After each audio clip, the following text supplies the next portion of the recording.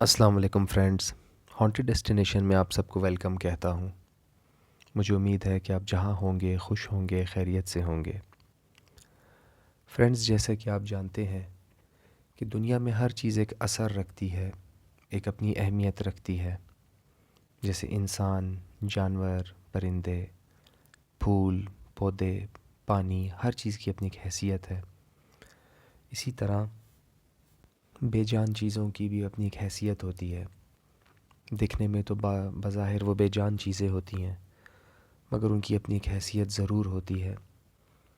کبھی کبھی محبت یا کوئی تعلق اتنا گہرا اور اتنا مضبوط ہو جاتا ہے جو بے جان چیزوں کو بھی جاندار چیزوں سے دور نہیں ہونے دیتا اور اپنے تعلق کو ساری دنیا پر ظاہر کرتا رہتا ہے۔ ایسی ایک کہانی آج میں آپ کے لیے لے کر آیا ہوں، جس کا نام ہے پیانو۔ یہ واقعہ سندھ کے ایک خوبصورت شہر نوشہر و فیروز کا ہے، جو ایک سرسبز اور خوبصورت علاقہ ہے۔ نوشہر و فیروز شہر کے ایک اسکول کے ایک ٹیچر، جنہوں نے اپنا نام اسماعیل بتایا، وہ ایک واقعہ بیان کرتے ہیں۔ وہ بتاتے ہیں کہ نوشہر و فیروز کے ایک اسکول، جہاں پہ بچوں کو تعلیم کے ساتھ ساتھ اردو اور انگلش کی نظمیں، جنہیں ہم انگلش میں پوئمز یا رائمز کہتے ہیں، وہ بھی بہت اچھے طریقے سے سکھائی جاتی تھیں، جن کو سکھانے کا بہت اچھا انتظام ہوا کرتا تھا۔ یعنی نظموں کو مختلف میوزک انسٹرومنٹس کی دھنوں پر پڑھا جاتا تھا۔ ایک بار ایسا ہوا کہ اسکول انتظامیہ نے پیانو خریدنے کا ارادہ کیا کہ بچوں کے لیے پیانو بھی منگوایا جائے۔ تو اسکول والوں نے ایک بہت ہی خوبصورت پیانو خریدا تاکہ پوئمز اور بھی زیادہ خوبصورت انداز میں پڑھی جا سکیں۔ جو پیانو لایا گیا تھا، یہ ایک بہت ہی خوبصورت، صاف اور ستھرا پیانو تھا۔ اسکول کے ایڈمن آفیسر کے مطابق یہ بہت پرانا پیانو تھا اور بہت ہی کم قیمت پر ملا تھا، مگر اسے دیکھ کر ایسا بالکل نہیں لگتا تھا کہ یہ پیانو پرانا ہو سکتا ہے، بلکہ بالکل نیا، اور ایسا لگتا تھا کہ کبھی استعمال بھی نہ ہوا ہو۔ ایڈمن آفیسر نے ایک عجیب بات اور کی۔ وہ بتاتے ہیں کہ جب ہم اس پیانو کی بات چیت کر رہے تھے دکاندار سے، تو دکاندار نے اس پیانو کو ہم پر فروخت کرنے کی بہت جلدی کی۔ اس کی پوری کوشش تھی کہ ہم یہ پیانو خرید لیں، اس لیے اس نے قیمت بھی کافی مناسب کر دی، اور ہمارا ارادہ جان کر کہ ہم پیانو خریدنا چاہتے ہیں، پیانو کو فوراً وین میں لوڈ بھی کروا دیا۔ ہم نے یہ بات محسوس کی کہ وہ دکاندار اس پیانو کو بہت جلد سے جلد سیل کر دینا چاہتا تھا، جیسے اسے جان چھڑانا چاہتا ہو۔ پر ہم یہ سوچ رہے تھے کہ اسے اس پیانو کو سیل کرنے کی اتنی جلدی کیوں ہو رہی ہے۔ خیر، ہم نے پیانو لے لیا اور یہاں اسکول لے آئے۔ معمول کے مطابق سب کچھ چل رہا تھا، پیانو بھی بجایا جاتا تھا اور بچے بہت خوشی سے اس پیانو کی دھن پر خوب پوئمز گایا کرتے تھے۔ کچھ وقت بعد ٹیچرز اور کچھ اسٹاف کے مخصوص ممبرز، انہوں نے محسوس کیا کہ کبھی کبھی پیانو خود بخود بجتا تھا۔ شروع میں کسی کو یقین بھی نہیں آیا اور کسی نے کچھ خاص دھیان بھی نہ دیا۔ پھر ایک رات چوکیدار نے بتایا کہ میں تمام کمروں کو لاک کر کے سب کمروں کی چیکنگ کر رہا تھا۔ جب میں ہال کے پاس سے گزرا، جس ہال میں پیانو پڑا ہوا تھا، تو مجھے ایسا لگا جیسے پیانو خود بخود بج رہا ہو۔ میں نے ہال کے قریب جا کر سننے کی کوشش کی تو میرا اندازہ درست نکلا، پیانو خود بخود ہی بج رہا تھا۔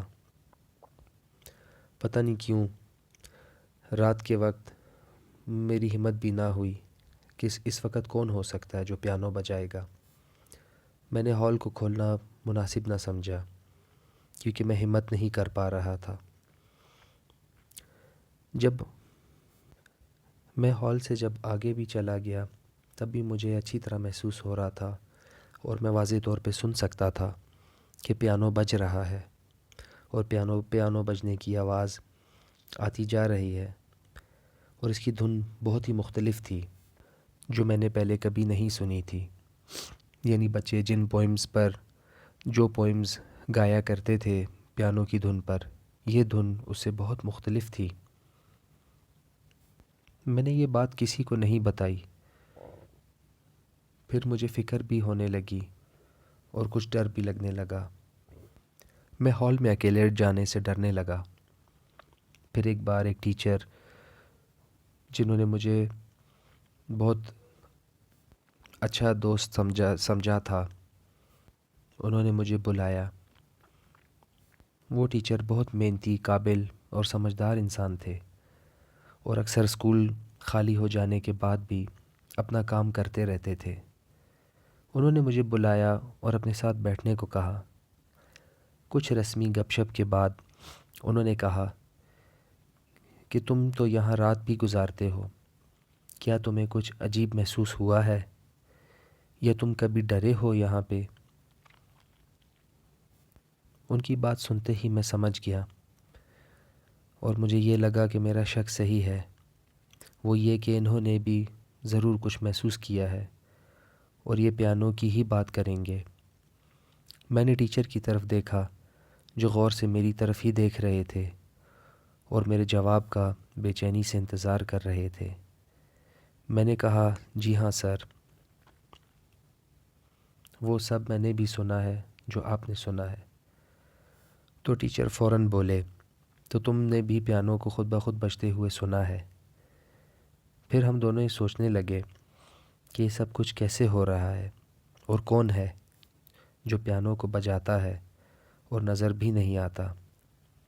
ہمیں سمجھ نہیں آ رہی تھی کہ اب اس پیانو کا کیا کیا جائے.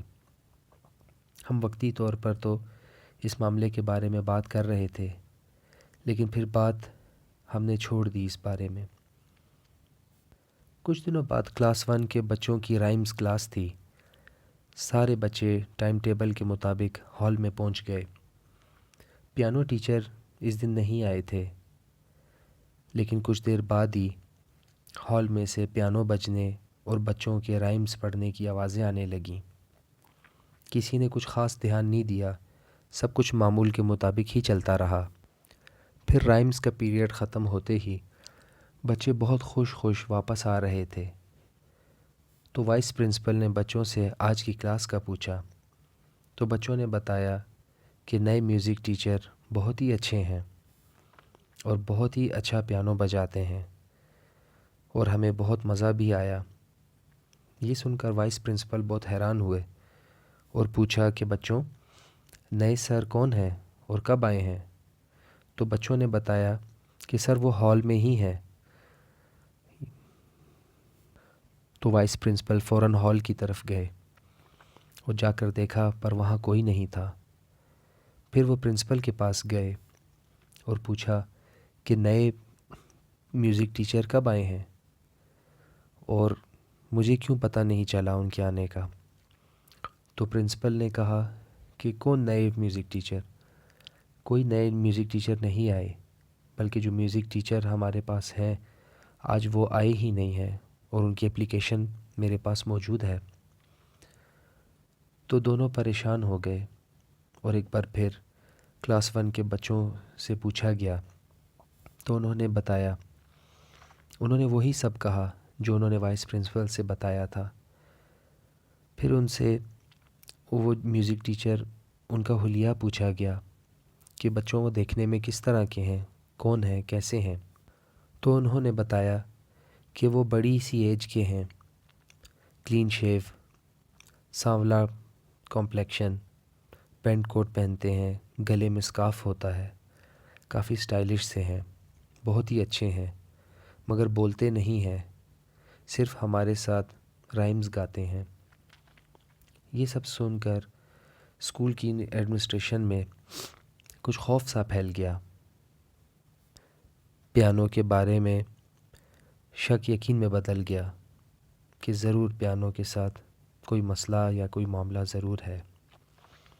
پھر انہی دنوں میں وہ پیانو ٹیچر ہال میں اور پیانو کے آس پاس اکثر دکھائی دینے لگے۔ پھر پرنسپل اور کچھ سینئر ٹیچرز نے کسی پیرا نارمل ایکسپرٹ سے رابطہ کیا اور انہیں ساری بات بتائی۔